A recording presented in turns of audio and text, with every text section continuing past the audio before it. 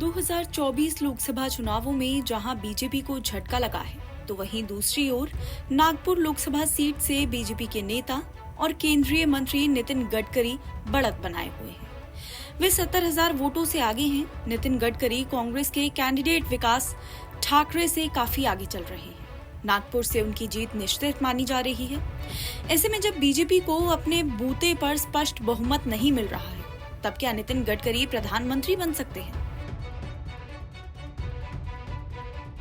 क्योंकि नितिन गडकरी के हमेशा राष्ट्रीय स्वयंसेवक संघ से हमेशा अच्छे रिश्ते रहे हैं। यहाँ भी संयोग है कि वे जिस लोकसभा का प्रतिनिधित्व करते हैं, संघ का मुख्यालय भी उसी में आता है। इस बार चुनाव में नितिन गडकरी नए संकल्प के साथ मैदान में उतरे थे। उन्होंने कहा, बिना पोस्टर लगाए हुए चुनाव प्रचार किया था। नितिन गडकरी बीजेपी के ऐसे नेता हैं जिनके नाम पर विपक्ष के कुछ दल भी समर्थन दे सकते हैं।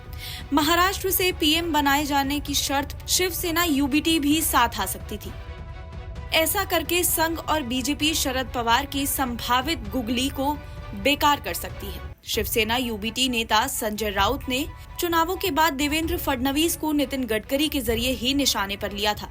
राउत ने कहा था कि फडणवीस ने वहां पर सही से समर्थन नहीं दिया। फडणवीस भी नागपुर से आते हैं, वे नागपुर से ही विधायक हैं। नितिन गडकरी पहली बार 2014 में चुने गए, तब ऐसा माना गया था कि मोदी लहर के चलते उन्होंने कांग्रेस के नेता विलास मुत्तेमवार को हराया है। 2019 लोकसभा चुनावों में नितिन गडकरी ने महाराष्ट्र कांग्रेस के मौजूदा अध्यक्ष नाना पटोले को शिकस्त दी थी। उस चुनाव में गडकरी जीते थे, लेकिन उनकी जीत का मार्जिन 2014 की तुलना में घट गया था। गडकरी 2.16 लाख वोटों के अंतर में जीते थे। गडकरी के सामने जहां लगातार तीसरी बार न सिर्फ जीत की चुनौती है, बल्कि अंतर भी बढ़ाने का दबाव है, तो वहीं कांग्रेस उलटफेर की कोशिश की थी। नितिन गडकरी ने चुनावों के पूर्व एक कार्यक्रम में कहा कि काम वाले का नाम कम होता है। वे कई मौकों पर विपक्ष की तालियां बटोर चुके हैं।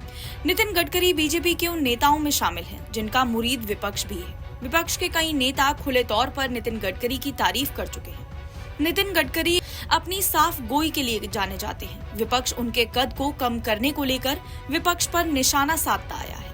कांग्रेस ने जब 2024 के चुनावों के लिए पहली हुंकार भरी थी, तब पार्टी की ओर से नागपुर में बड़ी रैली की गई थी। राहुल गांधी ने इस रैली में सीधे आरएसएस को निशाने पर लिया था। ऐसे में सवाल खड़ा हो रहा है कि अगर बीजेपी को अपने बूते पर बहुमत नहीं मिला, तो क्या नरेंद्र मोदी तीसरी बार पीएम बनेंगे? उसके अब के करियर को देखें तो उन्होंने कभी अल्पमत की सरकार का नेतृत्व नहीं किया है।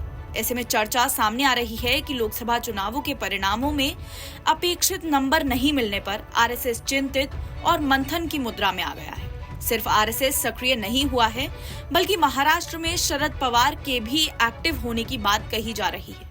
ऐसे में जो पार्टी पहले मराठा कार्ड खेलेगी, वे बाजी मार सकती है। एनबीटी ऑनलाइन की रिपोर्ट।